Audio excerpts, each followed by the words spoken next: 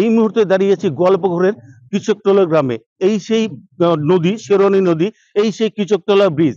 এই ব্রিজ থেকে মাত্র 1.5 কিলোমিটার দূরে বাংলাদেশ। এই 1.5 কিলোমিটার দূরে বাংলাদেশ। আজ ভোর রাতে এই নদীর ধার দিয়ে পালানোর চেষ্টা করেছিল সাজ্জাক। সাজ্জাকের সঙ্গে পুলিশের গুলি বিনিময়ে সাজ্জাকের মৃত্যু হয়। কিন্তু সাজ্জাকের সহযোগী হিসেবে আব্দুল নামে একজনের জন্য খোঁজ চলছিল।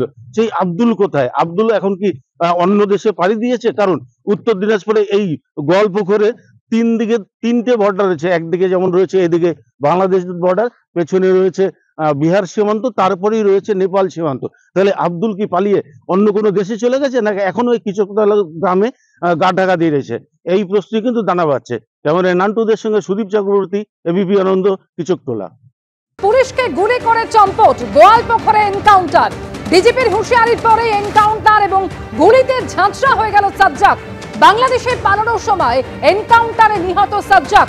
ভোররাতে শ্রীপুর সীমান্ত দিয়ে বাংলাদেশে পালানোর চেষ্টা করছিল সে, এবং সেই সময় বাধা আর পুলিশকে পাল্টা গুলি।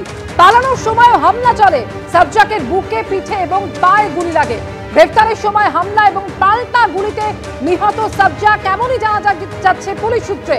তবে কিভাবে কোর্টেই বন্দির হাতে এলো অস্ত্র, এই নিয়ে ভারপ্রাপ্ত 4 অফিসারকে ইতিমধ্যে সাসপেন্ড করা হয়েছে। খুনের আসামি সাজ্জাক আলমের সঙ্গীরও খোঁজ করছে পুলিশ।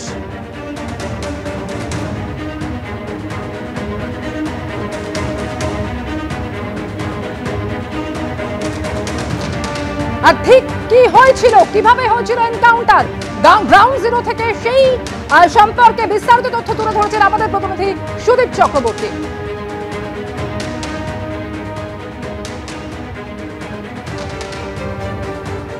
আমি এই মুহূর্তে দাঁড়িয়েছি গোয়ালপুকুরের কৃষকতলা এলাকায়। এই এলাকাতেই আজ সকালে ভোর রাতে কিন্তু পুলিশের সঙ্গে গুলি বিনিময় হয় সাজ্জাকের। সাজ্জাক এদিন সকালবেলা ভোর রাতে ঠিক এই যে নদী দেখা যাচ্ছে, এই নদীর ধার দিয়ে কিন্তু আসছিল। আসার পরেই পুলিশের সঙ্গে কিন্তু এই যে জায়গাটা দেখা যাচ্ছে, এইখানে কিন্তু পুলিশ তাকে চেজ করে। পুলিশ তাকে কিন্তু সারেন্ডার করতে বলে, কিন্তু সে সারেন্ডার না করে উল্টো পুলিশের দিকে গুলি চালায়, এবং পাল্টা পুলিশ কিন্তু আত্মরক্ষার্থে এখানেই গুলি চালায়। 3টে গুলি তার লাগে, একটি বুকে, একটি কাঁধে ও একটি তার পায়ে। এর ফলেই কিন্তু এই ঘটনাস্থলে সে লুটিয়ে পড়ে।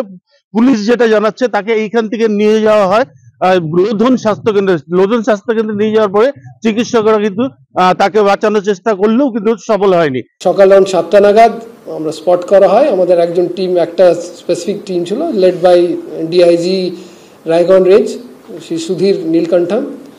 ওনারা দেখতে পারেন সাজ্জাক আমাদের আলম যে আছে, যে অ্যাকিউজ, যে 2 গুলি চালিয়ে যে ফেরার হয়েছিল, তাকে দেখা হয়। He was challenged, he was asked to stop, বলা হয়েছিল এ করার জন্য, কিন্তু সেটা না করে he open fire and try to flea.